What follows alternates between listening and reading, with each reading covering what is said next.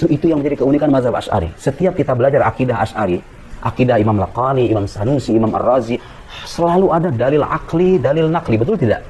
Artinya apa? Akidah kita ini landasannya Al-Quran, dalil rasional dipadukan, karena akal yang sahih tidak mungkin bertentangan dengan nas yang sharih. La yumkin, la ta'arud bainal qat'iyat, kata para ulama usuliyin. Tidak mungkin ada pertentangan. Jadi adillah nakliyah, dari tekstual, dari Al-Quran, dari hadis, adillah akliyah, disatu padukan, jadilah mazhab. Nah, kalau kita mengikuti mazhab Asy'ari, hakikatnya kita mengikuti siapa? Mengikuti ulama-ulama yang lebih paham agama ini, mereka memerinci, mereka punya jasa. Nah, kebetulan, kalau harus disebut kebetulan, kebetulan yang jasanya paling besar ini Imam Abul Hasan.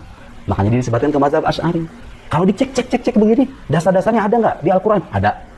Di akwal para sahabat ada nggak? Ada. Kalau dibilang dari mana itu akidah Allah yang mengatakan Allah tidak bertempat, ada nggak akwal Imam Syafi'i, Imam Abu Hanifah, Imam Ali? Banyak. Siapa yang mengatakan mazhab ini menyimpang dari mazhab salaf? Tidak. Ini mazhab justru mengukuhkan akidah salaf dengan memadukan argumen-argumen rasional. Muncul malahidah, muncul orang-orang ateis. Kita kan nggak bisa, ya Ustaz, pasti Ustaz sepakat dengan saya. Kita nggak bisa menyampaikan agama ini dengan mengcopy paste ajaran bentuk lama. Harus diperbarui. Bukan diperbarui intinya. Intinya Allah Esa, Allah berbeda dengan makhluk. Itu semua dari sejak dulu. Apa yang diperbaharui? Al-Hujaj, argumennya. Ada syubhat baru, kita bantah lagi dengan argumen yang baru. Jadi mazhab ini berkembang dari masa ke masa melalui tokoh-tokoh utamanya sampai ke kita sekarang sudah siap jadi. Sudah siap saji, tinggal dimakan doang kalau istilah makanan. Jadi gak usah repot-repot masak lagi gitu loh. Gak usah repot-repot, saya nggak mau mazhab Asy'ari, saya pengen mazhabnya Al-Quran Sunnah saja.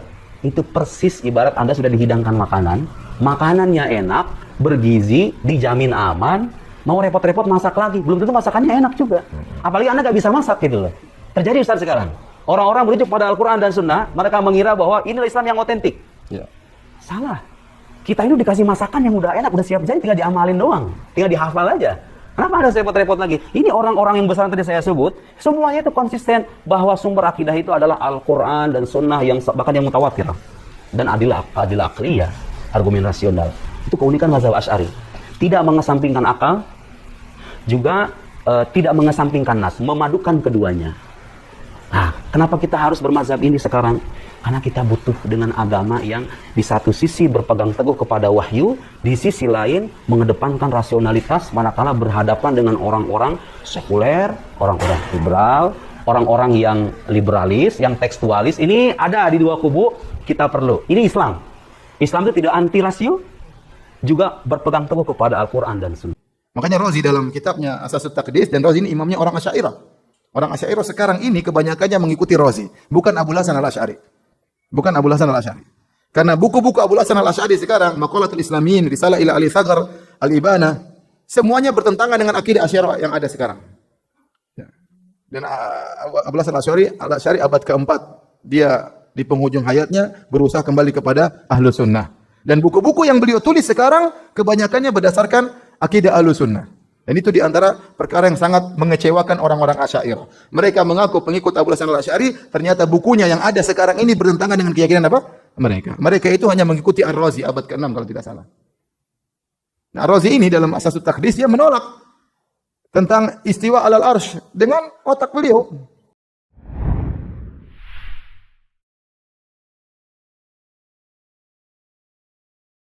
Mendahulukan akal daripada dalil, dan ini sangat berbahaya. Ya, bahkan Razi punya suatu tulisan namanya Al-Qanun Al-Kulli, kaidah universal. Dia mengatakan intinya kalau ada dalil yang bertentangan dengan akal, saya tolak.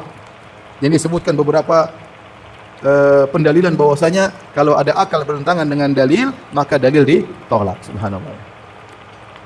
Makanya benar perkataan Imam Malik, ya laita syi'ri bi ayyi aqlin yuzanul kitabu was sunnah. Dengan akal siapa mau ditimbang Al-Quran dan Sunnah? Menurut akal ente tidak diterima, menurut akal banyak orang masih diterima.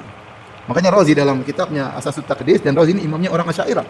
Orang Asy'ariyah sekarang ini kebanyakannya mengikuti Razi, bukan Abu Hasan Al-Asy'ari. Bukan Abu Hasan Al-Asy'ari. Karena buku-buku Abu Hasan Al-Asy'ari sekarang, Maqalatul Islamin, Risalah ila Ali Thagar, Al-Ibana, semuanya bertentangan dengan akidah Asy'ariyah yang ada sekarang. Dan Abu Hasan Al-Asy'ari abad keempat, dia di penghujung hayatnya berusaha kembali kepada Ahlus Sunnah. Dan buku-buku yang beliau tulis sekarang kebanyakannya berdasarkan akidah Ahlus Sunnah. Dan itu di antara perkara yang sangat mengecewakan orang-orang Asy'ariyah. Mereka mengaku pengikut Abu Hasan Al-Asy'ari, ternyata bukunya yang ada sekarang ini bertentangan dengan keyakinan apa? Mereka itu hanya mengikuti Ar-Razi abad ke-6 kalau tidak salah.